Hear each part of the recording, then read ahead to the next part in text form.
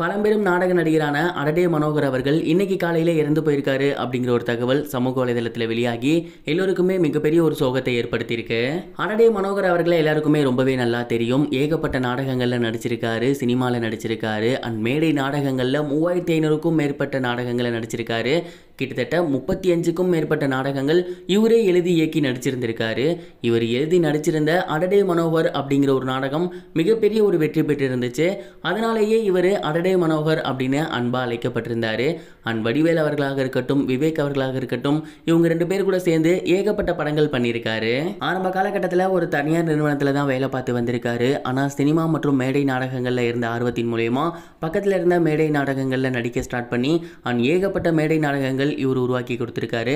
அதன் மூலயமா தான் இவருக்கு சினிமாவுக்கு வாய்ப்பும் கிடைச்சிருந்துச்சு. அதன் மூலயமா ஏகப்பட்ட நாடகங்களும் பண்ணியிருந்தாரு. இப்படி இத்தனை வருஷமா கலை உலகத்தில் கலக்கிக்கிட்டு இருந்தவர் வயது மூப்பு காரணமா மேடை நாடகங்கள்ல இருந்தும் சினிமாவில இருந்தும் விலகி இருந்தாரு. இந்த ஒரு நிலையில இன்னைக்கு காலையில வயது மூப்பு காரணமா அவர் இறந்து போயிருக்காரு அப்படின்னும் அவரோட உடல் வீட்டில் நல்லடக்கத்திற்காக வைக்கப்பட்டிருக்கு அப்படிங்கிறதும் தெரிய வந்திருக்கு. அடடே மனோகர் அவர்களோட மறைவு ஒட்டுமொத்த தமிழ் மக்களுக்கும் மிகப்பெரிய ஒரு சோகத்தை ஏற்படுத்தியிருக்கு. எல்லோருமே தங்களோட கண்டோலன்ஸை ஷேர் பண்ணி வந்துட்டு இருக்காங்க. அண்ட் மேடை நாடக கலைஞர்கள் கூட தங்களோட கண்டோலன்ஸை ஷேர் பண்ணி வந்துகிட்டு இருக்காங்க. இந்த ஒரு நியூஸ் இப்போ சோசியல் மீடியால ரொம்பவே வைரலா போய்கிட்டு இருக்கு. இது ஒரு புறம் இருக்க, பிரபல காமெடி நடிகரான லொல்லு சபா மனோகர் அவர்கள் ஐஸ்வர்யா ரஜினிகாந்த் அவர்கள் பற்றியும் அவங்க எடுத்திருந்த படத்தை பற்றியும் ரொம்பவே எமோஷனலா ஒரு சில விஷயங்கள் ஷேர் பண்ணியிருந்தாங்க. அவர் என்ன சொல்லியிருந்தாரு அப்படின்னா, சமீபத்தில் ஐஸ்வர்யா ரஜினிகாந்த் அவர்கள் லால் சலாம் அப்படிங்கிற படம் இயக்கியிருந்தாங்க. இந்த ஒரு படத்தில் சூப்பர் ஸ்டார் அவர்கள் நடிச்சிருந்தாரு, விஷ்ணு விஷால், விக்ராந்த் அவர்கள் நடிச்சிருந்தாங்க. இந்த ஒரு படத்தில் லொல்லு சபா மனோகர் அவர்கள் இஸ்லாமியர் வேடம் பண்ணியிருந்தாரு அண்ட் காமெடி ரோல் பண்ணியிருந்தாரு. இந்த ஒரு படம் ஷூட்டிங்க்கு போறப்ப எல்லாமே ஐஸ்வர்யா ரஜினிகாந்த் அவர்கள் இவங்க கிட்ட ரொம்பவே பொலைட்டா பேசுவாங்களாமா அண்ட் ரொம்பவே அன்பா பேசுவாங்களாமா.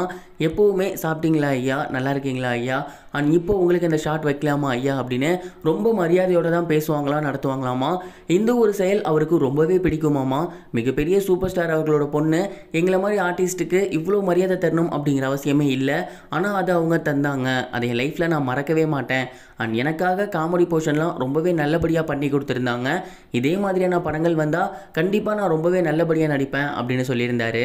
மேலும் அந்த படத்தில் எனக்கும் செந்தில் சாருக்கும் காமெடி போர்ஷன் அவ்வளோ சூப்பராக இருந்துச்சு. அதை மேமே பாராட்டியிருக்காங்க. உண்மையிலேயே அவங்கள எப்பவும் நான் மறக்கவே மாட்டேன். ரொம்பவே ஒரு ஸ்பெஷல் பர்சன் அவங்க.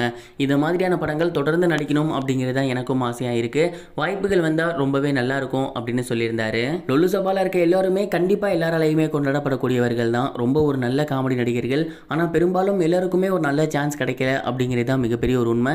நீங்கள் இதை பற்றி என்ன நினைக்கிறீங்க? கமெண்ட் பாக்ஸில் ஷேர் பண்ணுங்க. இது வரைக்கும் கனெக்டிங் டிவிக்கு சப்ஸ்கிரைப் பண்ணனா மறக்காம சப்ஸ்கிரைப் பண்ணிக்கங்க. உடனடி அப்டேட்ஸ் பெறுவதற்கு நோட்டிஃபிகேஷன் பெல்லையும் கிளிக் பண்ணிக்கங்க.